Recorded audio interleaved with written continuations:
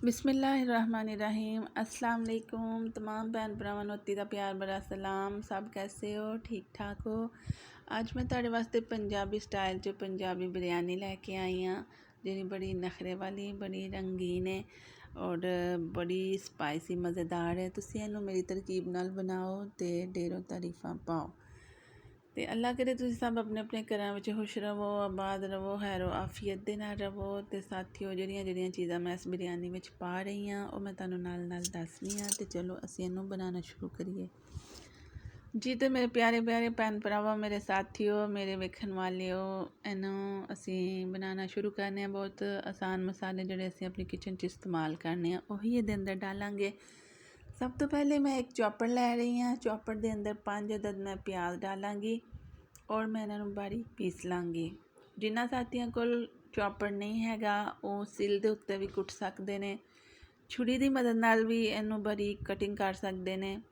फिर एक पतीली लैनी है, उहदे विच 1 कप कुकिंग ऑयल का डालना है। तेल के अंदर इन्हां प्याज़ां नूं ब्राउन करना है, इन्हों भुन लैना है असी।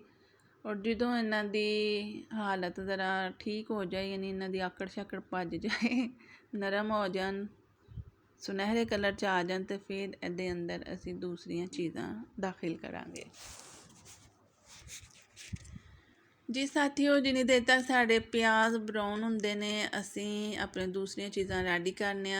वो ने मेरे को 5 अदद टमाटर, उन्होंने मैं फिर उसी चॉपर च सुट्टांगी। एक छोटा टुकड़ा अदरक का लाँगी, 1 मुट्ठी लसन का लाँगी और फिर असी ये 10 अदद सब्ज़ मिर्चां डाल के इन्हों ग्राइंड कर लाँगे। ਜਦੋਂ ਸਾਰੀਆਂ ਚੀਜ਼ਾਂ ਆਪਸ 'ਚ ਮੇਲ ਮੁਲ ਜਾਣ, ਪਿਆਰ ਮੁਹੱਬਤ ਨਾਲ ਗ੍ਰਾਈਂਡ ਹੋ ਜਾਣ, ਤੇ ਫਿਰ ਅਸੀਂ ਇਹਨਾਂ ਨੂੰ ਆਪਣੇ ਉਹਨਾਂ ਤੜਪਾਏ ਹੋਏ ਪਿਆਜ਼ਾਂ ਦੇ ਵਿੱਚ ਸ਼ਾਮਿਲ ਕਰਾਂਗੇ ਔਰ ਇਹਨਾਂ ਨੂੰ ਵੀ ਇਹਦੇ ਨਾਲ ਤੜਪੂ ਲਾਂਗੇ, ਭੁੰਨ ਲਾਂਗੇ। ਯਾਨੀ ਕਿ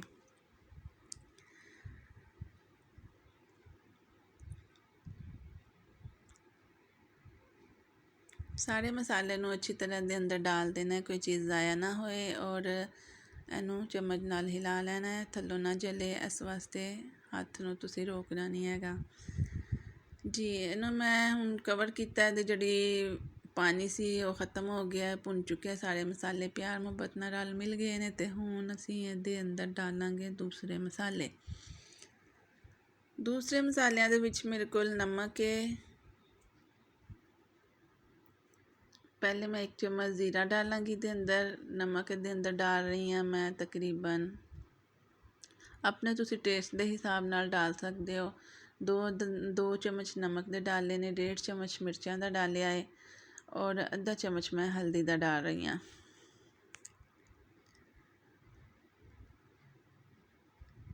चम्मच के नाल इनू असीं मिक्स कर लाँगे, सारे मसाले नू अच्छी तरीके नाल भुन लाँगे।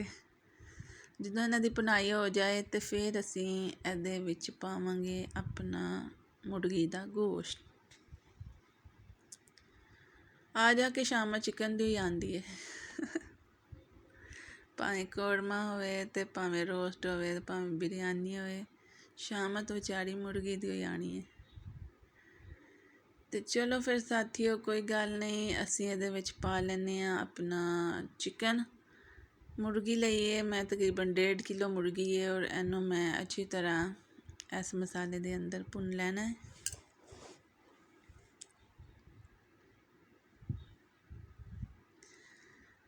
हाँ जी साथियों, असी इनू ढक के पकावांगे और तकरीबन 15-20 मिनटों के अंदर साड़ी मुर्गी बेचारी पक पुक गई है और यह देखो इसकी खूबसूरत जी शक्ल आ गई है। तो ਇਹਦੇ ਵਿੱਚ ਹੁਣ ਅਸੀਂ ਆਪਣੇ ਬਾਕੀ ਦੀ ਚੀਜ਼ਾਂ, ਉਬਲੇ ਹੋਏ ਚਾਵਲ ਐਡ ਕਰਾਂਗੀ। ਚਾਵਲ ਜਿਹੜੇ ਨੇ ਮੈਂ ਇੱਕ ਕਨੀ ਤੇ ਰੱਖ ਕੇ ਉਬਾਲੇ ਨੇ, ਯਾਨੀ ਥੋੜੇ ਸਖਤ ਰੱਖੇ ਨੇ, ਬਿਲਕੁਲ ਨਰਮ ਨਹੀਂ ਕਰਨੇ। ਇੱਕ ਕਨੀ ਤੇ ਰੱਖ ਕੇ ਅਸੀਂ ਇਹਨਾਂ ਦੀ ਪਿੱਛ ਨਿਕਾਲ ਲਈ ਹੈ, ਪਾਣੀ ਨਿਕਾਲ ਲਿਆ ਹੈ। ਤੇ ਇਹਨਾਂ ਨੂੰ ਚਿਕਨ ਦੇ ਨਾਲ ਮਿਕਸ ਕਰਾਂਗੇ। ਮਿਕਸ ਨਹੀਂ ਕਰਾਂਗੇ ਅਸੀਂ, ਬਸ ਇਹਦੇ ਅੰਦਰ ਡਾਲ ਦਾਂਗੇ। ਮਿਕਸਿੰਗ ਇਹਦੀ ਬਾਅਦ ਚ ਕਰਾਂਗੇ। हाँ जी, तो हुण इनू सोहना जिहा बनाउण वास्ते, रंगीन बनाउण लई मैं फूड कलर जिहड़ा जरदा रंग है वो डालिया है। थोड़ी जी मैं ਇਹਦੇ ਉੱਤੇ सब्ज़ धनिया कट के डाल रही हाँ ताकि ਇਹਦੀ खूबसूरती च होर इजाफा हो जाए। और 1 चम्मच मैं ਇਹਦੇ ਉੱਤੇ छिड़क लाँगी गरम मसाले का। ਇਹਨੂੰ ਦਮ 'ਤੇ ਰੱਖ ਦਾਂਗੇ। ਤਕਰੀਬਨ 15 ਮਿੰਟਾਂ ਨੂੰ ਮੈਂ ਦਮ ਦਿੱਤਾ ਏ। ਤੇ ਦੇਖੋ ਸਾਥੀਓ, ਮਜ਼ੇਦਾਰ ਨਖਰੇ ਵਾਲੀ ਪੰਜਾਬੀ ਬਿਰਯਾਨੀ ਬਣ ਕੇ ਤਿਆਰ ਹੋ ਗਈ ਏ। ਤੇ ਇਹਨੂੰ ਦੇਖ ਕੇ ਤੇ ਭੁੱਖ ਦੇ ਵਿੱਚ ਮਜ਼ੀਦ ਇਜ਼ਾਫਾ ਹੋ ਗਿਆ ਏ। ਔਰ ਮੇਰੇ ਖਿਆਲ ਤੁਹਾਡੇ ਸਾਰਿਆਂ ਦੇ ਮੂੰਹ 'ਚ ਪਾਣੀ ਆ ਰਿਹਾ ਹੋਏਗਾ। ਔਰ ਤੁਸੀਂ ਵੀ ਇਹਨੂੰ ਜ਼ਰੂਰ ਬਣਾਇਓ ਜੇ। ਔਰ ਫਿਰ ਮੈਨੂੰ ਦੱਸਿਓ ਕਿ ਤੁਹਾਨੂੰ ਮੇਰੀ ਰੈਸਪੀ ਕਿਹੋ ਜਿਹੀ ਲੱਗੀ।